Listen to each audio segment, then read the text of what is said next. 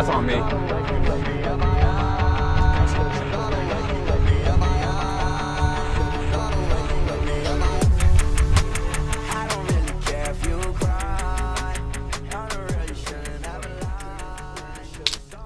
everybody, this is Aymen Duckett / Lucky, and today I'm here at the Barking Bodega with Dan and Francesca.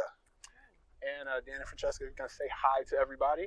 Hello, my name's Francesca. This is my dog Cash. Hey, I'm Dan Fleming, and this is Virgil, my firstborn. Firstborn, I like that. And I just like to say that I've been to a lot of dog parks out here in Arizona. I have to say I have to go back on Yelp and Google reviews and like take everybody down by half a star after seeing your guys' place here. I didn't realize like how massive it was. Could you give us a little background about the Barking Bodega? Sure. What was this now? 3 years ago, got a dog and just really realized how not great the off-leash experience was in Phoenix.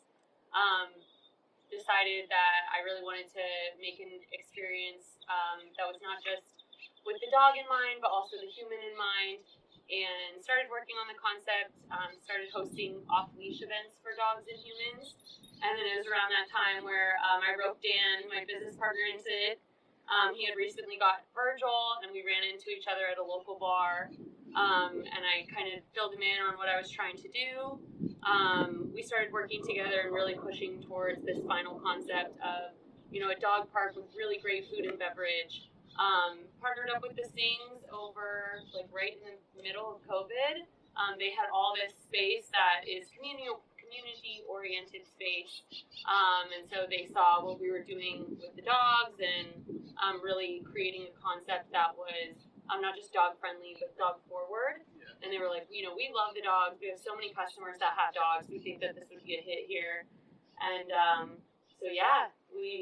that's kind of how we got to where we are now. That's all she wrote right there. I have to admit, it's crazy that I have not seen a dog park where they're serving food and beer also. I'm right there. Is it local brews here? You want to shout at any of your local breweries that you're getting stuff from? Yeah, we've used Greenwood Brewing and Huss Brewing as beer sponsors for our most recent events.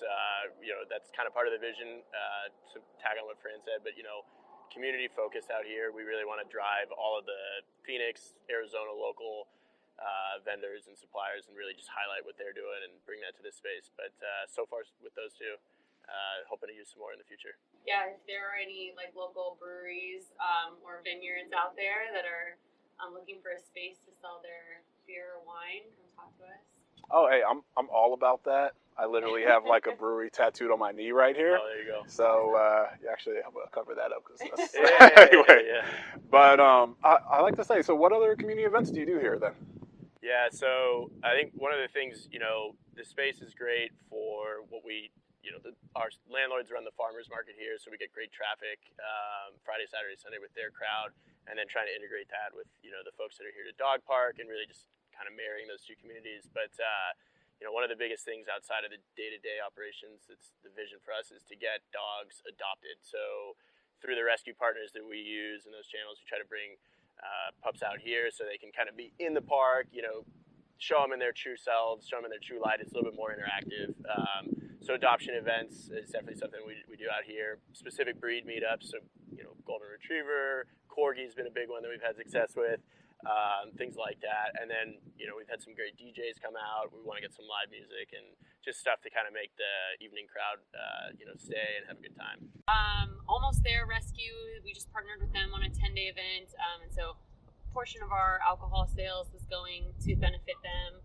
So we always try to tie them into some type of, profit share on whatever, goods or services that we're selling. And then we've worked with Angels for Paws is another one. Valley Dog Rescue.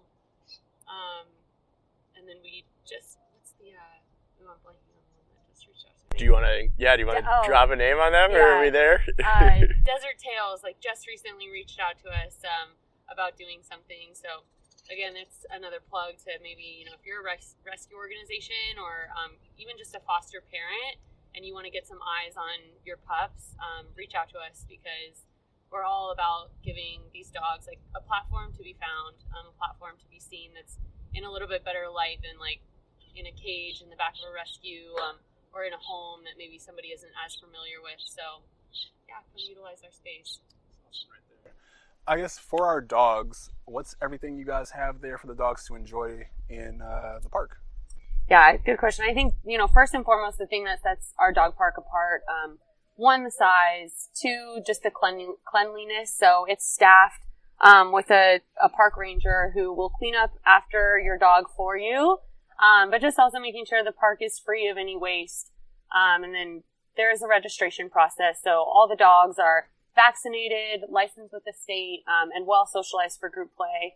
So we just want to give parents a little bit of peace of mind that, they're bringing their dog to the dog park is going to be a really safe experience, a really fun experience, and they don't have to sit there and worry about their dog, picking something up or playing in just like a poop-filled park.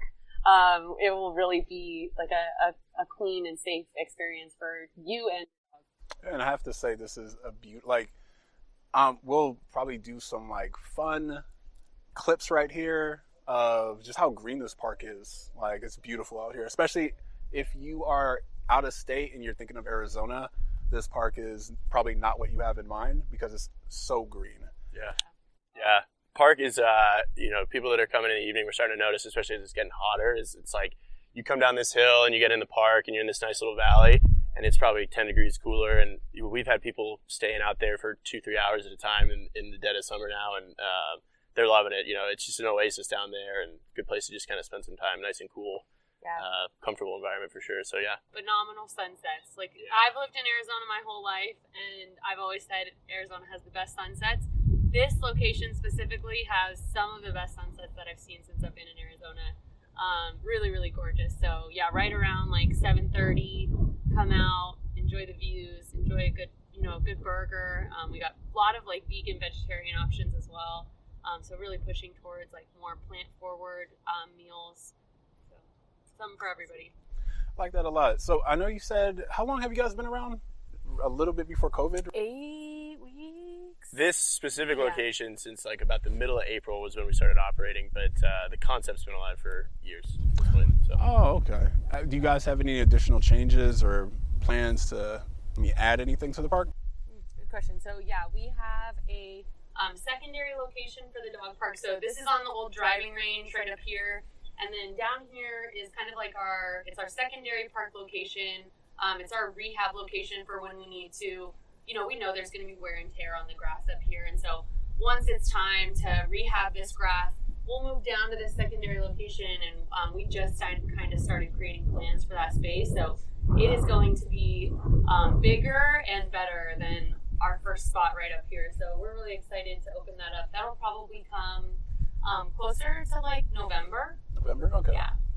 Man, shoot. Are you guys planning to like open up one of these in Phoenix, a little bit closer to home for me? Oh yes. Yeah. Our goal is to open like a whole fleet of parks across Arizona, and then we want to expand into additional markets. But yeah, we really see this as a place where if you're a member at one, you can access all of them. And so that's the goal is to eventually open a fleet of parks, and we're working on some locations closer in like the Biltmore Arcadia area is kind of secondary target market. And then we'll go from there. I was born and raised in Flagstaff, and I think there's a lot of opportunity up north, so I'd like to go that way pretty soon. And nice and cool during the summertime. Yeah. Perfect. Well, thank you guys again. I really appreciate that. One more time, could you spell out your social media handles for everybody? Oh, yeah, please. It's the Barking Bodega at, at the Barking Bodega on Instagram, and then we have thebarkingbodega.com. Yeah. All right, perfect. So yeah, everybody make sure to follow the Barking Bodega on Instagram and Facebook, all those social media stuff. Come out here for their singles night, especially if you're trying to find a little boo who's your for boo as bait. Once again, you can find me at Lucky Duckett on Instagram. And once again, thank you guys again. Thank you so much. Great to have you out. I appreciate it. I think that's pretty much it. Cool, thank you. Thanks, guys. Oh, no, nothing. And hopefully I can build it. I'm sorry.